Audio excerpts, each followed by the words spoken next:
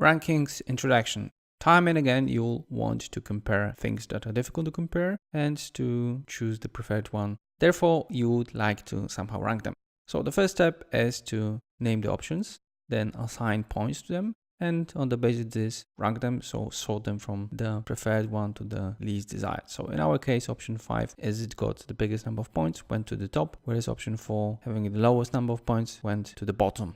Now, let's talk about when we can use the rankings. So first of all, it makes a lot of sense when you want to pick one of the options. So you want to check which is the best preferred one, and you use the ranking to somehow tell you that. You also can use it to just create priorities for further action.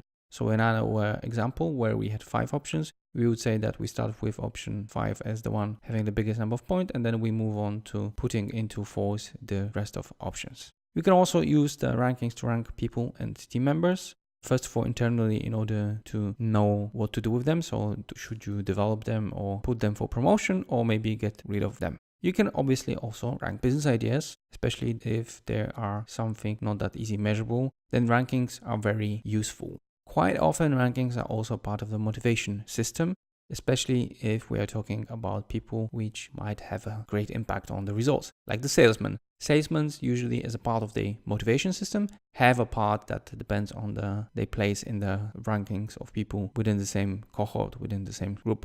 So the sales representative compared with the sales representative, and then the area directors with the area directors. And last but not least, rankings are great for creating benchmarks. So you can also use it to create internal benchmark or external, so that the people know what they should strive for. In the next slide, I'll try to summarize how you should do the rankings.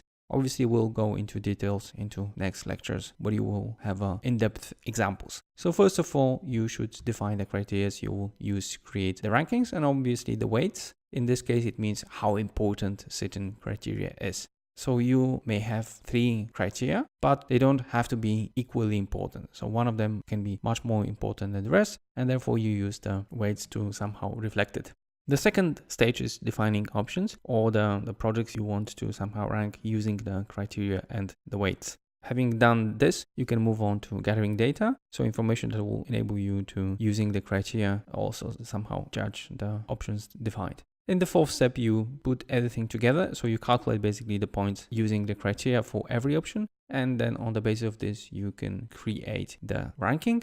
And last but not least, you pick the preferred option. Bear in mind that you can pick the preferred option not only on the basis of the ranking, but you might also have some sort of additional criteria that you didn't put in the ranking. And this, in the last stage, those additional criteria should be somehow taken into account. In the next lectures, I'll go into details with 2 examples of creating ranking. So in the first one, you'll be put in the shoes of a milk producer that wants to expand his brand. And in the second example, you will be in charge of the fashion business that wants to decide where to go to in terms of foreign markets, how to enter them, and also will, for this purpose, use the ranking.